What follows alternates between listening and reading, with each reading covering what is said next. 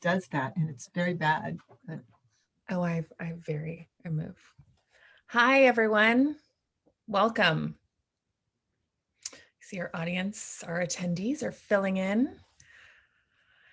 As our attendees arrive, I will get the business portion of our event over with. Hi and welcome. My name is Beth Spotswood. I am Alta's digital editor, and I am very excited to welcome you to Alta Live. This is the digital event series at altaonline.com. Today, I'm so excited to welcome Denise Hamilton. Denise is an Edgar Award finalist. She's the author of 7 crime novels and the anthologies Los Angeles Noir and Los Angeles Noir 2, the classics. She's a former LA Times journalist, a Fulbright scholar. She is a frequent and beloved Alta contributor, and she has a new book out, Speculative Los Angeles, which she has edited. It's a collection of essays, all speculative fiction about LA. Today, she is going to be in conversation with Alta's editor-at-large, Mary Melton. Mary is our resident Angelino. She knows everything about LA and I can't think of anyone more qualified to discuss Los Angeles than Mary and Denise. So they're going to speak for about 25 minutes. And please use the Q&A button down below or the chat feature to ask any questions you've got for Denise. I'm going to pop back in at the end and we're going to get to as many of your questions as we can. I'm also, if you've registered for this event, I've got your email. So I'm going to be taking copious notes. And if there are authors, books, links that Denise and Mary touch upon, I'm going to shoot everyone an email afterwards, including those, as well as a link to this video. So if you miss any portion of this, if you want to share it with your friends and family, don't worry, a complete video interview will be up on altaonline.com later today. If you're new to us, just very quickly, Alta Journal is a quarterly journal focused on California and the West.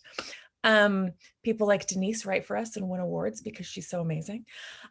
So with that, I'm going to turn it over to a very real Denise and Mary to discuss Speculative LA.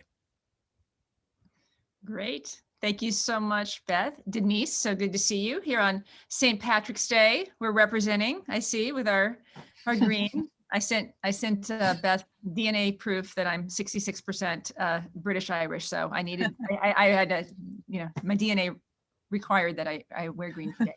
So great to see you. And I can't wait to talk about this book, which I absolutely loved. It was just such a surprise and a delight. I learned of some new writers who I wasn't familiar with and their work, which was wonderful. Took me into all kinds of places that I thought I was familiar with, but I'm seeing through a new light. And I think anyone who has even a smattering of interest in this genre or in Los Angeles should really pick up the book. I thought maybe we could start in a really big vision and just talk about what the word speculative means, because I did have some folks who maybe don't know that this has become kind of a genre or a more common lit term. Like, is it an umbrella that incorporates and encompasses all of the sci-fi, horror, like all of these different genres, or how do you define speculative? I don't think there's one definition, and in fact, it is such a big umbrella that I don't think that anyone has like the go-to word for it. Like it's not like crime fiction or romance. It encompasses, shapeshifters and ghosts and demons and horror and sci-fi and alternate timelines and space travel and everything else you can imagine. So Akashic and I actually bounced around a bunch of titles before we decided on Speculative LA, because it just seemed like the most welcoming umbrella that we could come up with. That's really interesting. Is this something that you pitched to them, or did they come to you? Because I know you were the editor on their Noir series. Yeah, I actually did pitch it to them after we did 2 volumes of LA Noir. It just, I was thinking, what else can we do? What is I don't know, I guess I was kind of thinking maybe a trilogy. And I was thinking, okay, well, I think we've kind of exhausted the noir thing and we don't want to repeat ourselves. And so what else? And I've always been a fan of fantasy and sci-fi. And so I thought, well, what about like dark fantasy LA, sci-fi LA? So I pitched them the idea and they really loved it. So voila.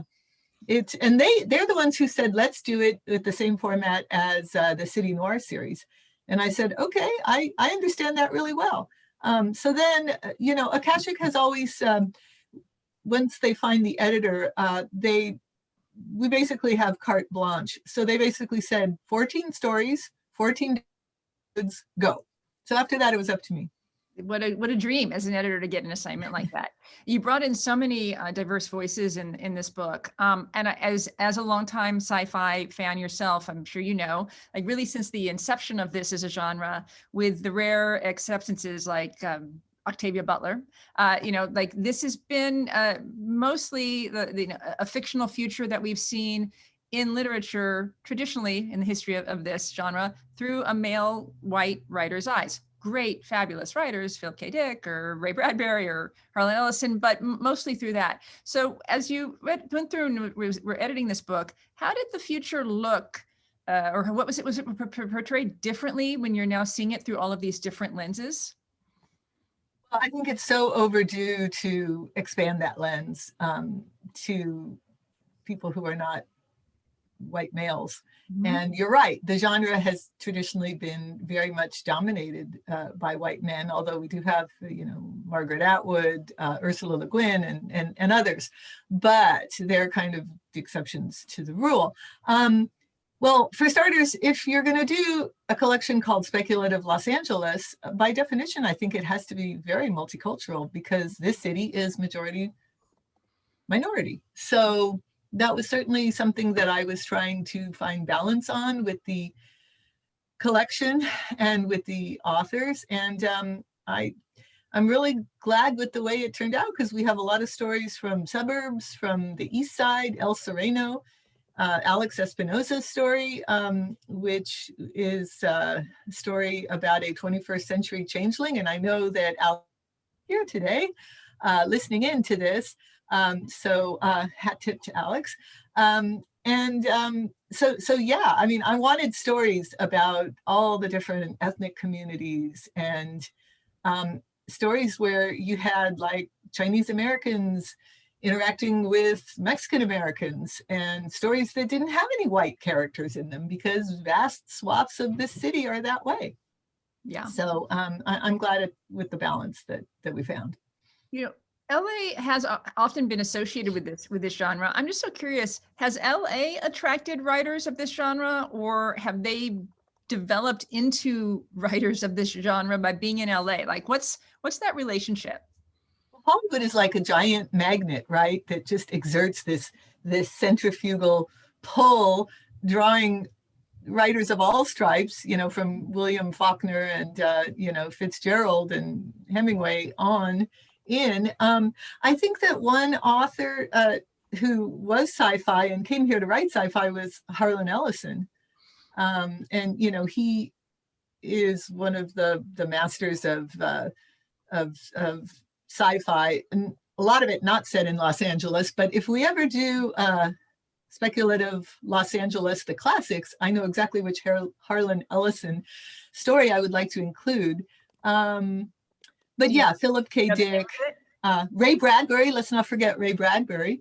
I think that a lot of them came here to write for Hollywood or came here because the weather was beautiful, and they brought everything that was in their heads with them, and then they wrote it while they were here. I think a lot of them also got kind of subsumed into writing for Hollywood, and there's a lot of speculative fiction, dystopia, apocalypse movies set in Los Angeles, from Blade Runner on down, Elysium, a lot of like kind of, B movies that are really interesting, but, did not get top billing. But so there are a lot in Hollywood, but I think that there are not that many speculative fiction stories and novels set in Los Angeles. There are some for sure, but I think that because Los Angeles is so speculative to begin with, with Hollywood, with the fantasy, with, us being on the edge of the continent, prone to,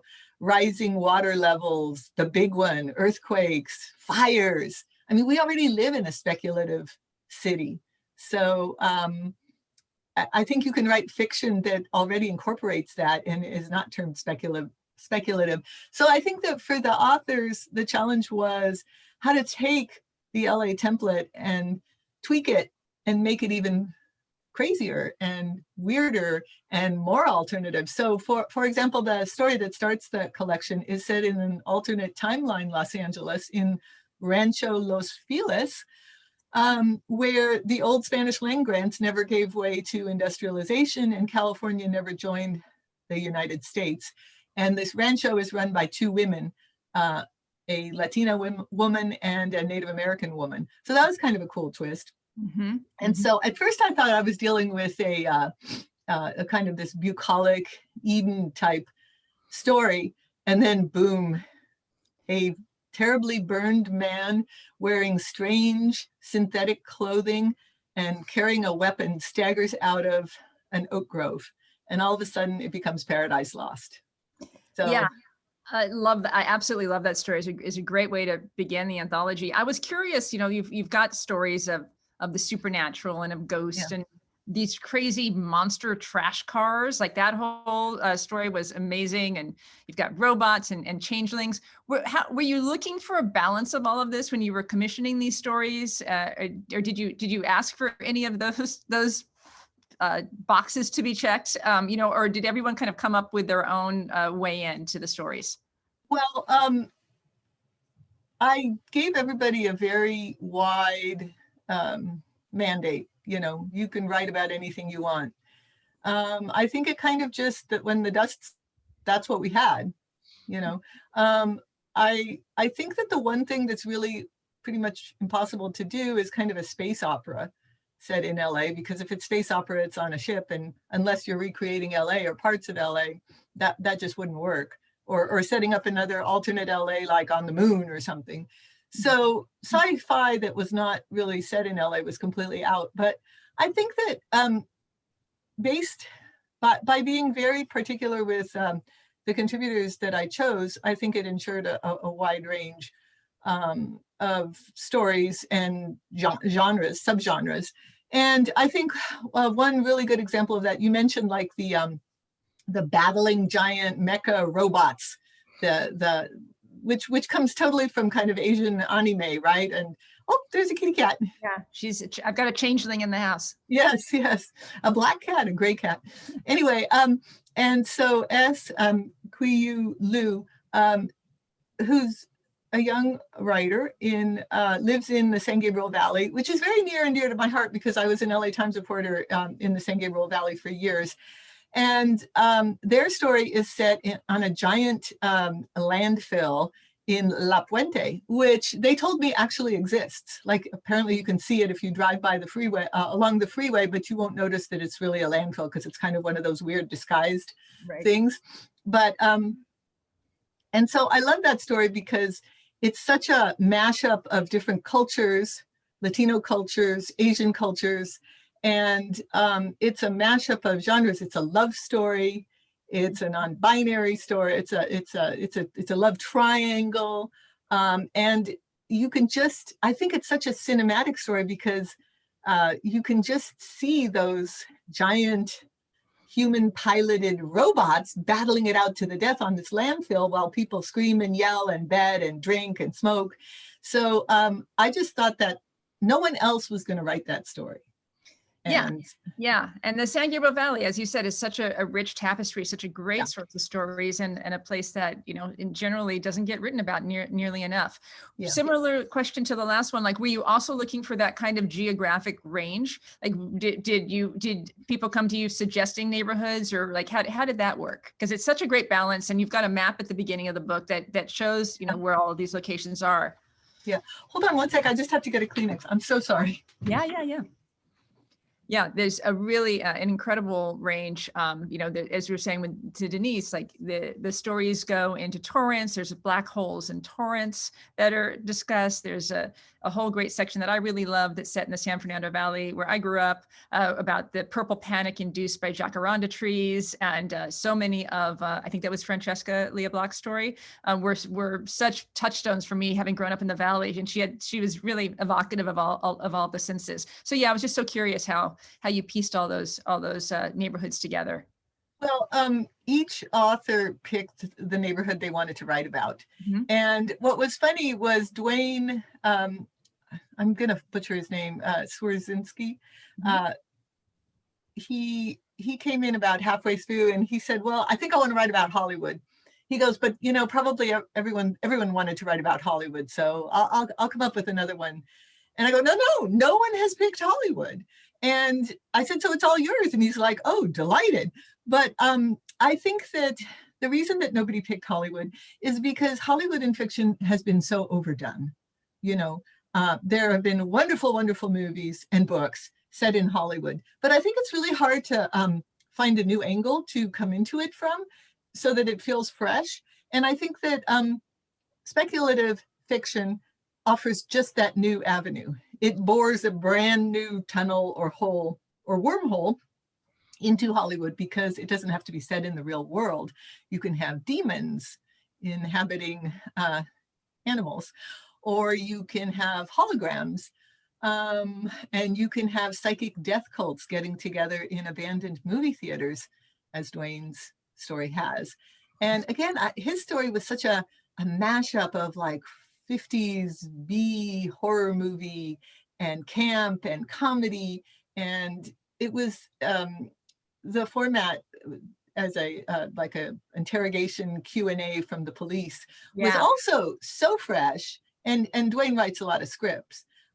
So I was just so delighted with the two stories that dealt with the industry, but brought that extra woo-woo kind of, you know, sixth sense, you know, ESP craziness into it, which made it really fresh to my eye and ear. Oh yeah, no, very different, totally original takes on Hollywood. I mean, but one curiosity about that, the Ben story, I think it was Ben who wrote the story about that was set in Culver City. On another story that comes to mind with this question is Alex Espinosa's really beautiful story of ultimately of detainment. There's an element in Ben's story that feels a little bit ripped from the headlines. I don't want to give anything away in terms of the plot for someone who reads it, but certainly with Alex's story, it feels like this is something that feels incredibly tangible for this moment that we're living in. Certainly Linnell George's really moving story about memory that it had as an undercurrent, you know, what will be the effects of climate change on the city.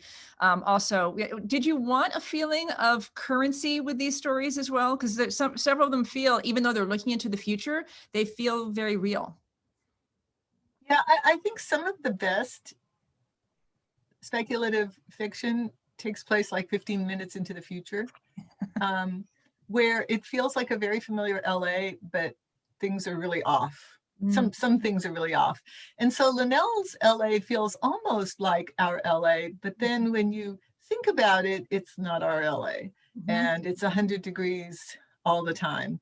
And there's people are living in these little cohab slips where they get kicked out all the time. And the character in Linnell's story keeps trying to get to the beach where she grew up. She had an apartment in Venice Beach, and it's all blocked off. The beaches are all blocked off. It's all, only the wealthy can live there. And the same with the canyons. The canyons are all blocked off. Yeah. And when you think about it, you think, well, we're really not that far from that today, you know, with billionaires blocking off parts of Malibu and Broad Beach and putting up fake signs and, you know, fencing and you know, who can afford to live on the beach. Right.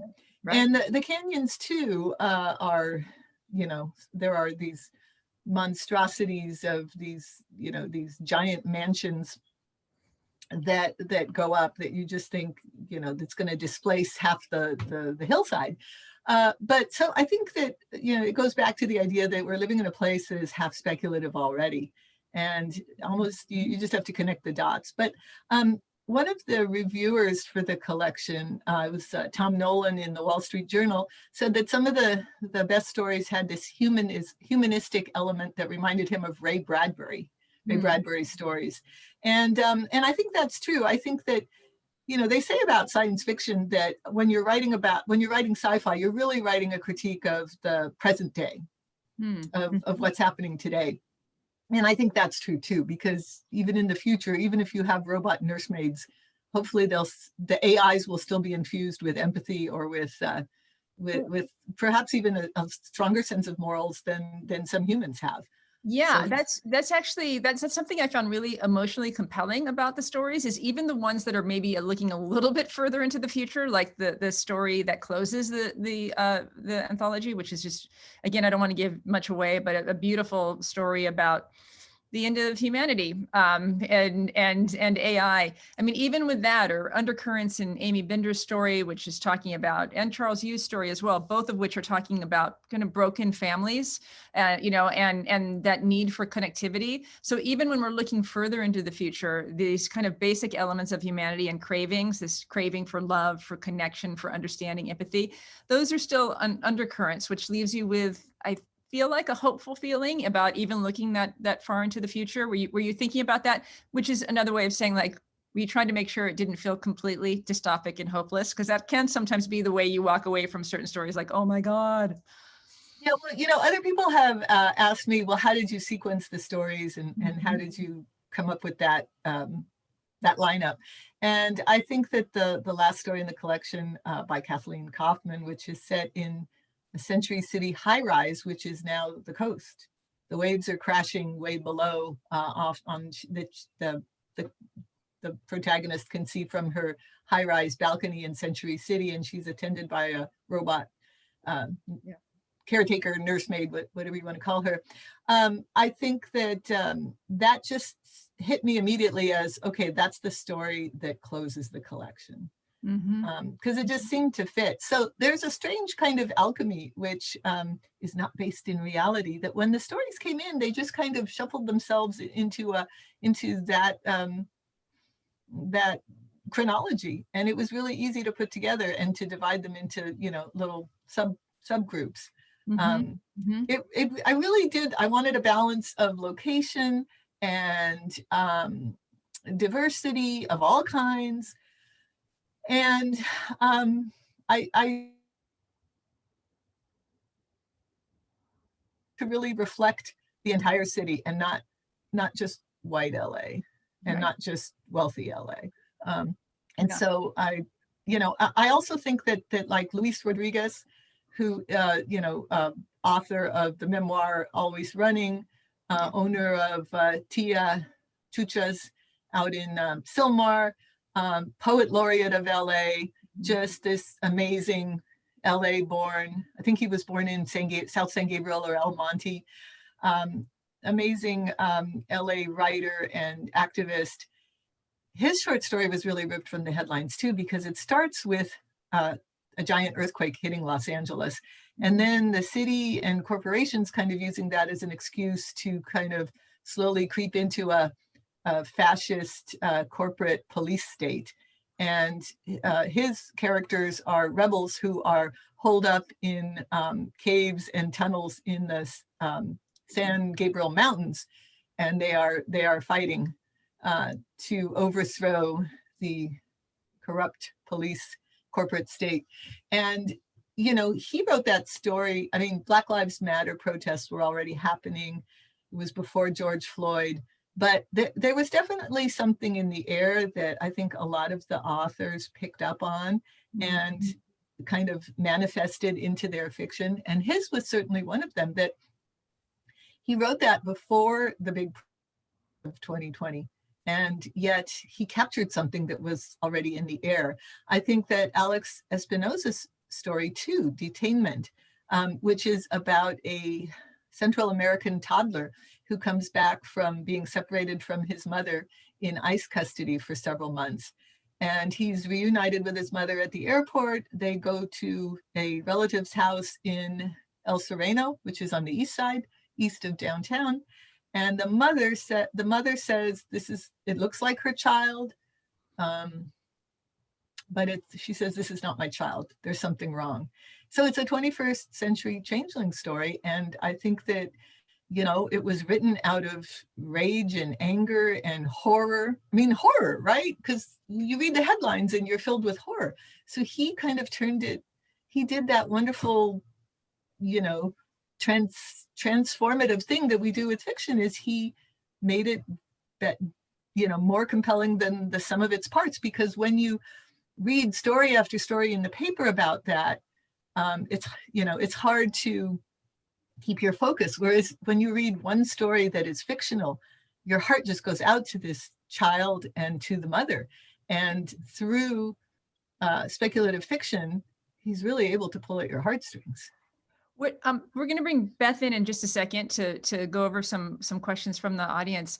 Do you have advice from writers who may want to start writing a speculative fiction story, but may be feeling a little intimidated about maybe where to start, since you are a writer yourself? And we didn't talk about your own story that's in here. That's really fantastical new take on the ranchos and the missions. But like, where's a good place to start for someone? Budding Chair School of Writing. You sit down and write and don't worry about what other people think. If you want to read some of the excellent speculative fiction that's out there now, especially by people who haven't traditionally been represented in the genre, N.K. Jemison's Shattered Earth trilogy is amazing. And Alyssa Wong, any of the authors in Speculative Los Angeles. Ben Winters writes, all of his stories have some kind of supernatural element to them, or dystopian or speculative element. Sylvia Moreno Garcia, who wrote Mexican Gothic, and she's got a bunch of other books coming out. She's fabulous. Let's see, who else? Ben's story was, I thought, maybe the most Twilight Zone of all the stories, with its twist. But there was the Twilight Zone seemed to be an undercurrent, for me at least, or a cultural reference in a lot of the stories. I thought, oh, this is very cinematic. This would have been an amazing Twilight Zone episode. Well, speculative LA. And what's funny is that some of the sci-fi writers of the past did write for the Outer Limits, the Twilight Zone. I know that Harlan Ellison wrote several very famous episodes of Outer Limits. Oh, okay, that's what I need to. Yeah, okay. Charles Yu, who won the National Book Award, he has a short story in Speculative LA, and his book Interior Chinatown is just fantastic, and it's so fresh. You've never read anything like it. Omar El Akkad is fabulous writer. He wrote a book called American War a couple of years ago, which you read it now and you just go, oh yeah, that's what's happening out there. There's also a really great collection called The People's Future of the United States that I highly recommend. If someone wants to write speculative fiction, they can just dip in and out of that collection, and it's fabulous. Excuse me. Great. Beth, you want to hop on and let us know what we have a couple questions that I believe were sent in. Yes, I've been taking copious notes and writing all of those authors' names down. Wow. Lots of compliments, Denise. You've got some big fans, including Catherine, who says the book is fantastic. How did you decide the order of the stories, especially the first? I just kind of went on intuition, and once I had all the stories assembled and I had to sit down and say, okay, what goes where? It was kind of like puzzle pieces. And that story, which went back in time the most, and also was just such a pow, because you're expecting one thing and you get another thing really quickly. So that just seemed like a really great place to start.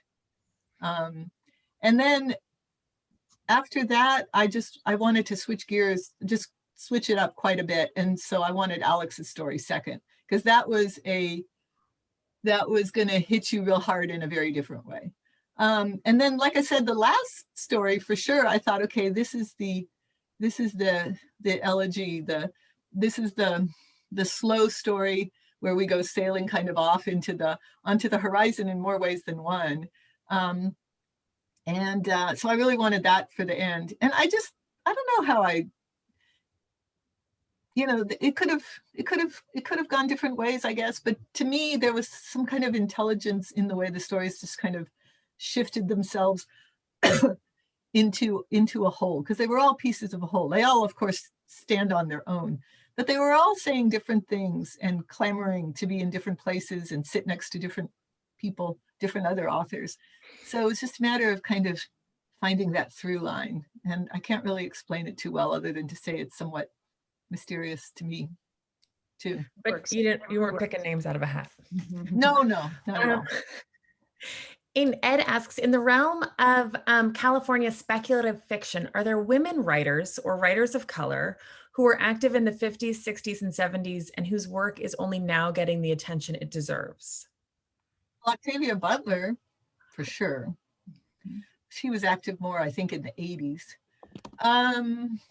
Linnell George wrote an I was going to incredible- say, thanks in large part to Linnell George's fantastic new book on her. So we'll have that in the email for everyone. And yeah, so I would recommend Linnell's book, and also a good place to start if you're into like history is like Civil War. The South is Kindred. If you want more dystopian fiction set in Los Angeles, basically set in Altadena and traveling on the empty, destroyed Interstate 5 going to Northern California as a group of kind of scavenger pilgrims, then Parable of the Sower is a good one. Lee Brackett, who was famous for writing crime fiction, also wrote a lot of speculative. Well, she wrote sci-fi. She wrote hard sci-fi. None of it is set in Los Angeles, though. It's set in, outer space and other planets and, spaceships and stuff like that. Part of the problem, the reason why it was such a white male genre is the gatekeepers. Their, publishing is still traditionally very white. It was very male. It was also very wealthy. It's kind of that joke that you need a trust fund to work as an editorial assistant in publishing. So I think that a lot of wonderful writers probably, never got published and maybe never even submitted their stories. I think if you're going to, maybe you could find some of it in some of the old, like magazines from the 40s and 50s and 60s.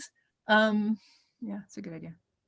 I don't know that much about the history, but maybe somebody else can chime in if there's any listeners who know. But you know what? It's something I'm going to research a little bit because it's something that very much interests me. Okay, good. Save it for Alta. And if people in the audience have answers and don't have time to pop them into the comments, info@altaonline.com. It pops up on our computer, so we'll see it right away.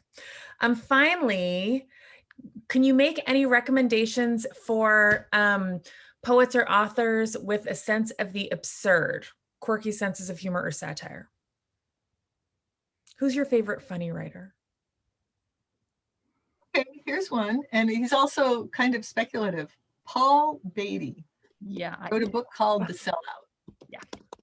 He's also African-American, and he lived in LA for a long time. I think he was born and grew up here, although I don't think he's here. I don't think he's in Los Angeles anymore. New York. But he was our California Book Club selection.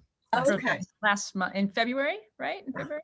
Yeah, and he is. That's exactly the book that popped into mind when that question came up, Beth. Yes, that was just. I'd never read anything like it. I'd never seen LA portrayed like it before. It's just a wildly imaginative, really incredible book. I just kept gasping as I was reading it. Book. Yeah, I mean, it was amazing. Yeah, and so that's the one that comes to mind immediately. I'm sorry that we're both thinking along the same lines, and it's someone. No, that's great. Lucky for our audience, we have Alta Live or CBC interviews with half of the people you've mentioned: Alex Espinosa, Linnell George, Luis J. Rodriguez, and Paul Beatty. Yeah, and I just want to say that Dwayne's stories are really funny. They're hilarious. He writes a lot of like hard-boiled crime too. Who does? Dwayne.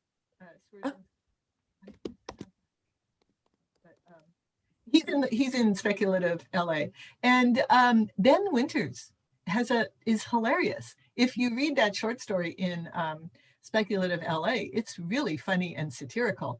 And I'm just thinking, The Last Policeman. I don't remember a whole lot of satire in that, but the guy definitely has a very developed funny bone.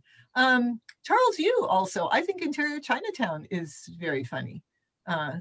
funny it's definitely a political and social it's a Hollywood satire, and a social satire. So I would recommend looking into some of those novels by some of the speculative LA contributors. Great list. Yeah. Great. And your book is available in bookstores as well as online. Grab it now. Is that correct? Someone's asking if they can pick up your book at an independent bookstore, a local Speculative bookstore. Los Angeles? Yes. Yeah. Yeah, absolutely. And if they don't have it, they can certainly order it, because it just came out and it's in the warehouses, and yeah. Great. Well, with that, I'm going to say a big thank you to our friend Denise, my wonderful colleague Mary. I hope that everyone will join us next week when we have Oakland-based poet James Cagney. He has 2 poems in our current issue, in the current issue of Alta. They're on altaonline.com, and I encourage you to read them. He'll be in conversation with poet Matthew Zapruder. Again, Denise, thank you so much. Mary, fabulous as always. And thanks so much to our audience. Can I make a quick pitch, Beth, for Yes. tomorrow? Because tomorrow night is our California Book Club. That's right. For this month, of a friend of Denise's, Nina Rivar's Southland is what we're going to be discussing tomorrow night. John Freeman is hosting that with guest USC professor Manuel Pastor. Another incredible, not a speculative book, but a truly beautiful, fascinating history of Crenshaw and Japanese American, African American relations in Crenshaw. So highly recommend that book as well. And join us tomorrow night for that. And that's also by the same publisher, Akashic Books, that published Speculative Los Angeles. all full Love circle. the fam. Yeah, I mean, That's they at just 5 o'clock tomorrow. They have a really good ear and eye for interesting below the radar stuff that should be above the radar, but they make it above the radar. Awesome. So, all right. Thank you. Well, great. Thank you guys. Thanks, guys. And everyone, take care. See you tomorrow night, next week, and stay safe. Okay, thanks, Beth.